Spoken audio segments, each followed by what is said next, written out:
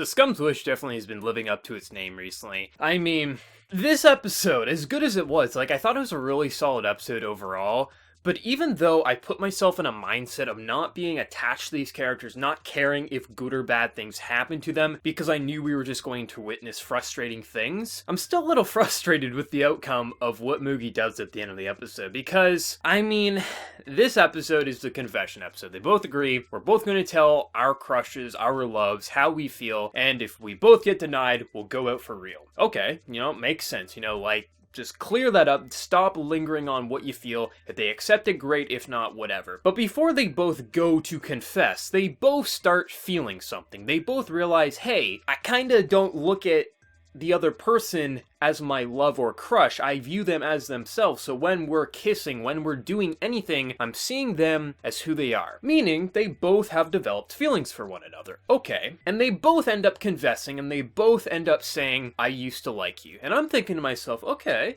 that's an interesting development, because I was expecting not this outcome. I was expecting them to just either one of them gets their crush and the other one is left broken, but I wasn't expecting them both to kind of realize that they both have feelings for one another. But on Mugi's side, Akane is Akane, so she's like, oh yeah, of course, I like you. Akane just uses people for her own gain. She doesn't want a true relationship. She wants people to love her and to kind of fulfill her own desires, but she doesn't actually want to return the same type of love that people give her. And Mugi knows this. He even says this to her, but he follows her back to a love hotel, and then they have sex. And even he realizes that she's like this, and he's like, I'm going to be your first, I'm going to change you. But Mugi also has feelings for Hanabi, and I don't understand this, because here's the thing. With romance series, a lot of people overlook the simple fact that just because someone loves you doesn't mean you have to give back their love. If you have feelings for them and they have feelings for you, that's how a relationship is. You don't have to say, well, I have to go out with this person because they're head over heels for me. No,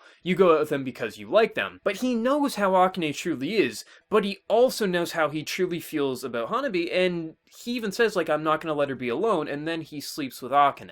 And I'm sitting here thinking, damn it, man. Like, I know the entire cast is just scum, but like, you kidding me? I guess they had to go this route because this is going to be another 4 episodes, so they had to have some sort of drama or tension. Because now seeing how they both feel, I assume the like general outcome is going to be them having a normal relationship near the end. Maybe they won't. I'm not 100% sure, but it's a little frustrating, that last scene. I'm just like, man, Mugi, I mean, you're not the best character in terms of like a decent person, but you definitely were better than a lot of the people. And then he just goes and whores himself out like this. Like, I understand where he's coming from because that was the one he loves, but he even realized, like, he's not even fooled. Like, he knows exactly who she is because he's been watching her for so long. So that was a little frustrating to watch, but I am at least glad we got to see inside both of their mindsets, and they both accept that, hey, I don't need this love, you know what I mean? Like, I've been with this person for so long, love naturally happened here, I don't need this other thing. So it is going to be interesting how the final few episodes play out, how everything develops, because it's an interesting turn of events. I wasn't seeing exactly something like this coming, so it's nice that they did spice this up. And I didn't talk about last week's episode. I got a couple of people ask me where the previous review was. I just didn't want to talk about it because I watched the episode, it was a good episode, but I didn't have anything to say that I hadn't already said in previous reviews,